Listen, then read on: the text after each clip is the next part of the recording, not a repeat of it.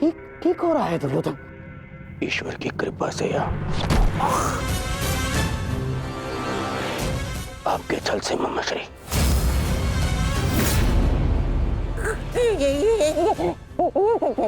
क्या कर रहे हो ये?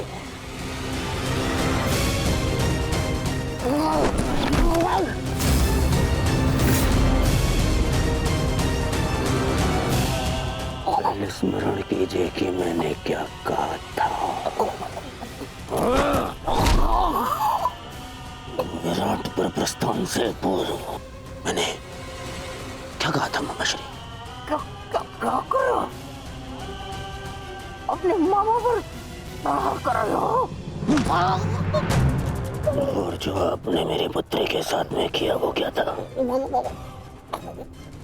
मैंने कहा था कि मामाश्री मेरी पुत्री है, वो उसे अपने षड्यंत्र में सम्मिलित मत करना। स्मरण है कहा था कि दुर्योधन की पुत्री है वो, आपके चौसर का मेरू नहीं। स्मरण है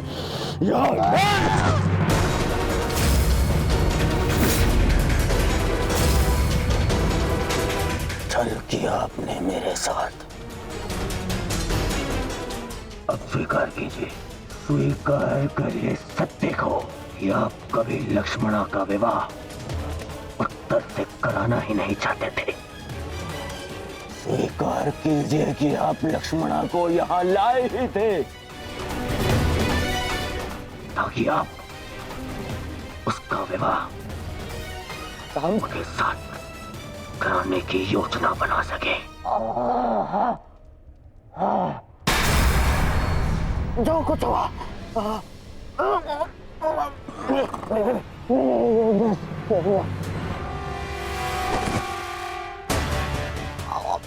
मरण तो क्यों? आपसे अच्छा कोई नहीं जानता कि मैं कृष्ण से कितनी घृणा करता हूँ। फिर भी आपने मेरी पुत्री का विवाह उस रणछोड़ के पुत्र से करवाने की योजना बनाई।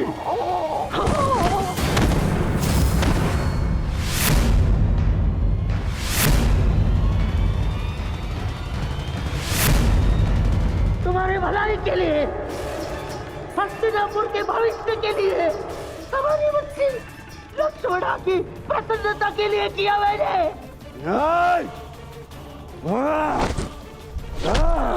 बस मुझे बहुत ठेस पहुंची है दुर्योधन।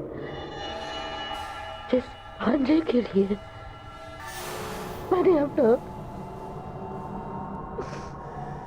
अपना राजपाट, अपनी प्रजा सबका त्याग करके यहाँ हस्तिनापुर में बैठ गया,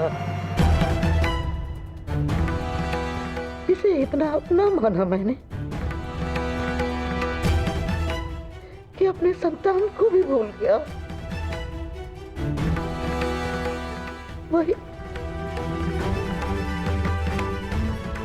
वही आज मेरे प्राण लेने निकला है दुर्योधन। मैंने ये सब इसलिए किया कि होने वाले महायुद्ध में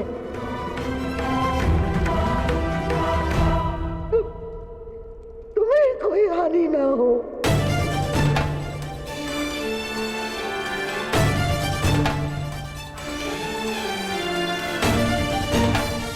ऐसे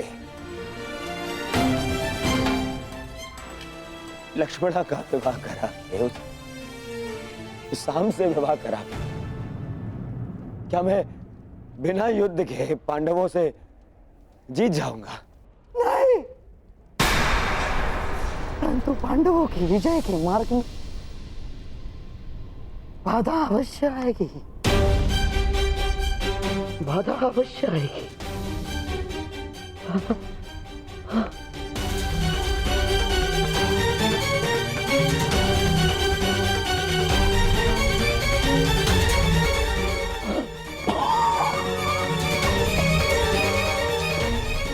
कब कब समझोगे तुम?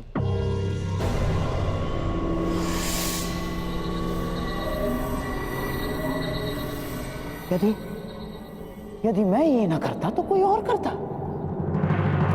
और लक्ष्मणा शाम की ही होकर रहती, क्योंकि शाम को उससे प्रेम है।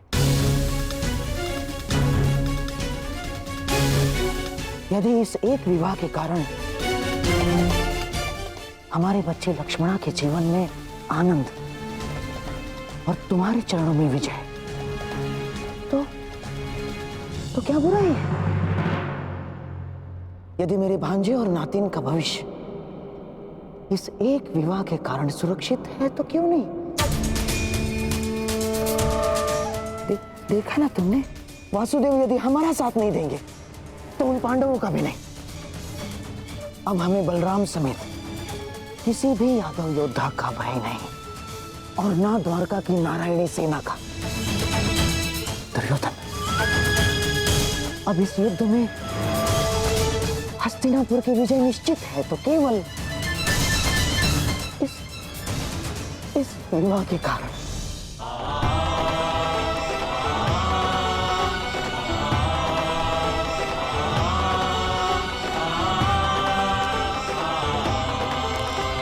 देखो कान्हा, भाग्य किस प्रकार बदलता है। कुछ ही समय पहले हम द्यूत खेल रहे थे और कुछ ही समय पश्चात हमारे भतीजे का विवाह हम देख रहे हैं।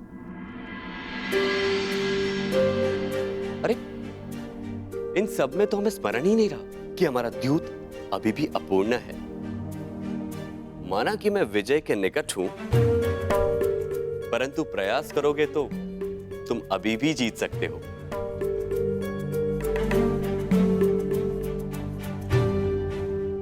क्षमा चाहता हूं दाऊ, परंतु ये दाव भी मैं पूर्ण नहीं कर पाऊंगा। क्यों? क्या हुआ? चूंकि महायुद्ध की भांति हमारे दाव की स्थिति भी विकट है, और विकट स्थिति में भाग नहीं लेना चाहिए। इसका आदेश आपने ही मुझे दिया है ना दाऊ?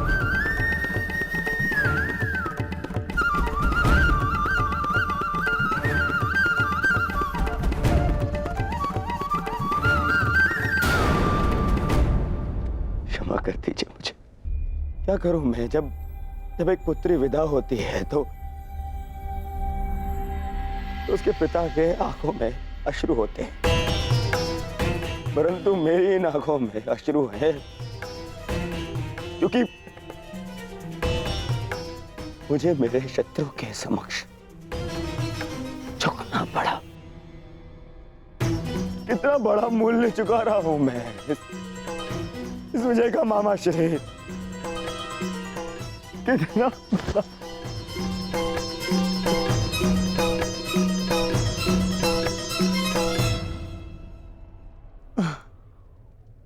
संसार में ऐसा कुछ भी नहीं दुर्योधन जो बिना मूल्य चुकाए मिल जाए। जीवन का मूल्य चुकाना पड़ता है, भोजन का मूल्य चुकाना पड़ता है। ठीक उसी बात है, पराजय और विजय का भी मूल्य चुकाना पड़ता है दुर्योधन। और अब ये जो युद्ध होने वाला है, ये केवल युद्ध नहीं है, महायज्ञ है। ये महायज्ञ, इसमें बड़ी बड़ी आहुतियां देनी पड़ेंगी दुर्योधन। हम पांडवों से उनकी पराजय का मूल्य वसूलेंगे, अवश्य वसूलेंगे।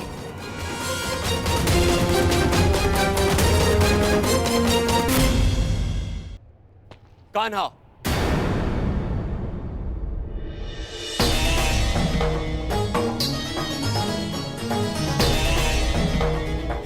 तो तुम मुझ पर यह आरोप लगा रहे हो कि मैंने तुम्हें तुम्हारी इच्छा के विरुद्ध रोका है?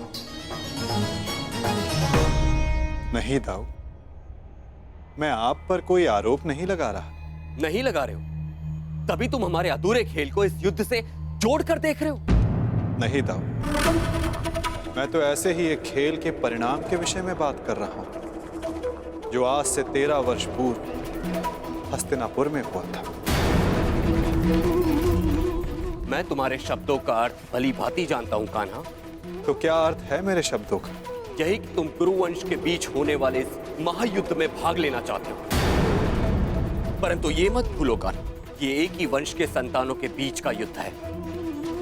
मानता हूं कि तुम्हें पांडव प्रिय है और द्रौपदी तुम्हारी सखी है, परंतु केवल इसी कारण से युद्ध में भाग लेना उचित नहीं है।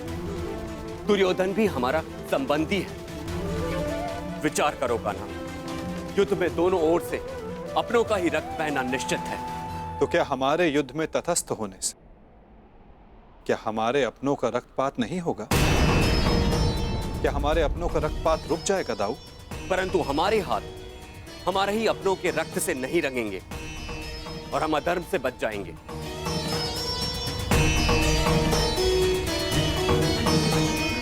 हाँ दाऊ, हमारे युद्ध में तटस्थ रहने से हम इस रक्तपात से अवश्य बच जाएंगे, परंतु क्या हम उनकी रक्षा कर पाएंगे जिनकी रक्षा करना धर्म की मांग है?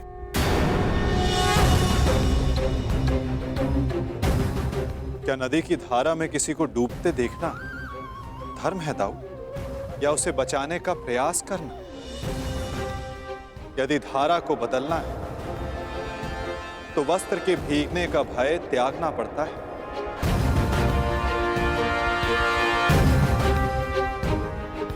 यदि नया कुंभ बनाना है तो माटी को हाथ लगाना ही होगा।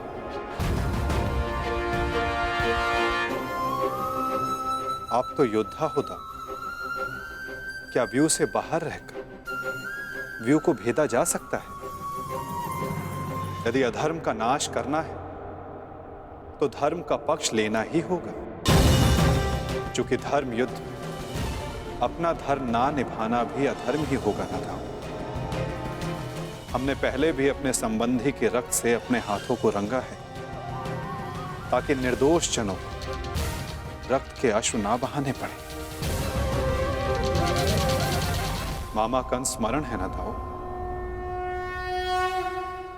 जो भी होगा ना, मैं इस युद्ध में भाग नहीं लूंगा। मैं आपको इस युद्ध में सम्मिलित होने के लिए बाध्य कर भी नहीं रहा हूं दाऊ। आपके निर्णय का पालन कर, आपके वचन का मान रखना मेरा धर्म है, जिसे मैं पूर्ण अवश्य करूंगा दाऊ।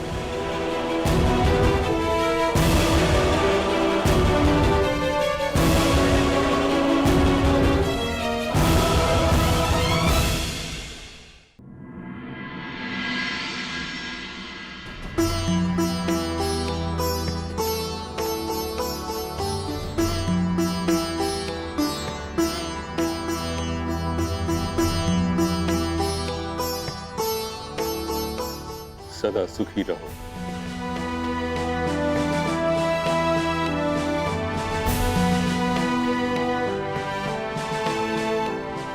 पुत्रवती भव।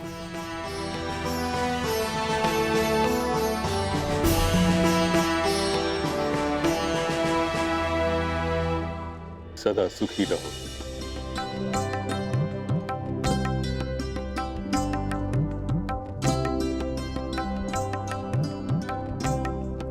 पुत्रवती भव।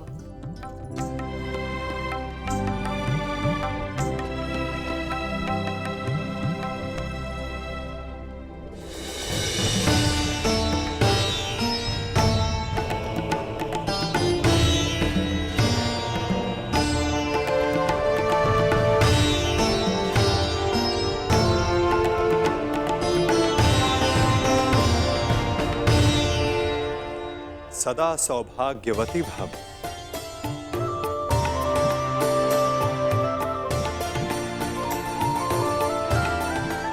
पुत्री लक्ष्मणा, मुझे बहुत प्रसन्नता हुई कि तुम्हारे पिता ने कन्या की स्वतंत्रता का मान रखा।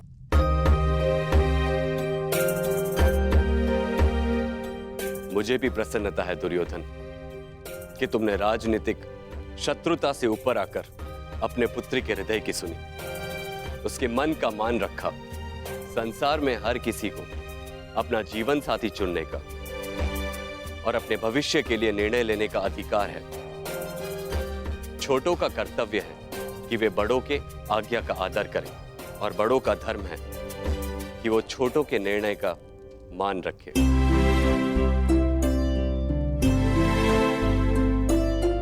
और मैं भी आज यही करने जा रहा हूं।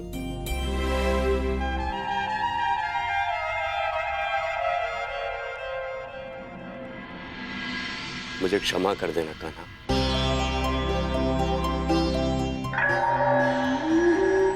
मैंने अपने अधिकार का अतिक्रमण किया। तुम्हारी ओर से मुझे निर्णय लेने का कोई अधिकार नहीं था।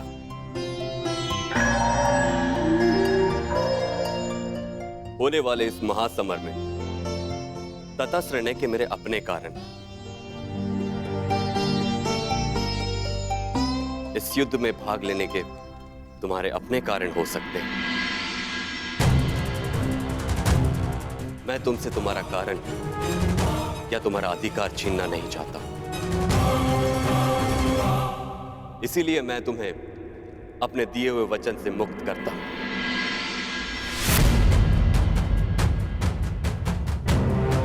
और युद्ध में तुम्हें किस पक्ष में जाना है उसका निर्णय तुम स्वयं ले सकते हो।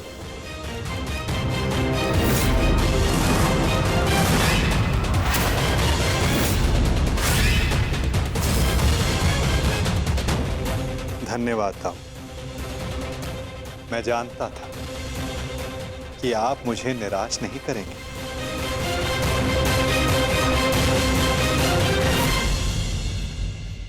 वासुदेव, हम दोनों ही आपके संबंधी हैं। आप किसके पक्ष में रहेंगे?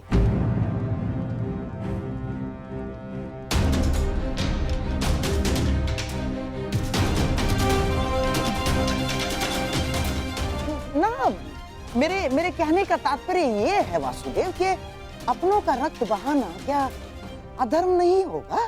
धर्म का समर्थन ना करना मेरे विचारों के अनुसार अधर्म है गांधार राज। जो सक्षम हो, आवश्यकता पड़ने पर उसे धर्म युद्ध में आगे बढ़ना चाहिए।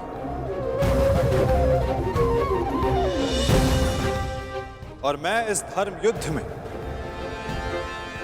सम्मिलित होऊंगा।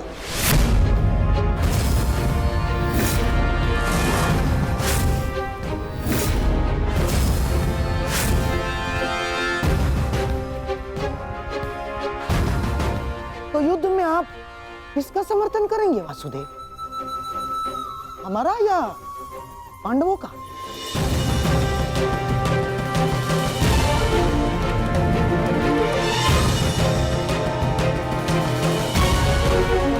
उसका गांधार राज जो मेरे पास सर्वप्रथम समर्थन मांगने आएगा।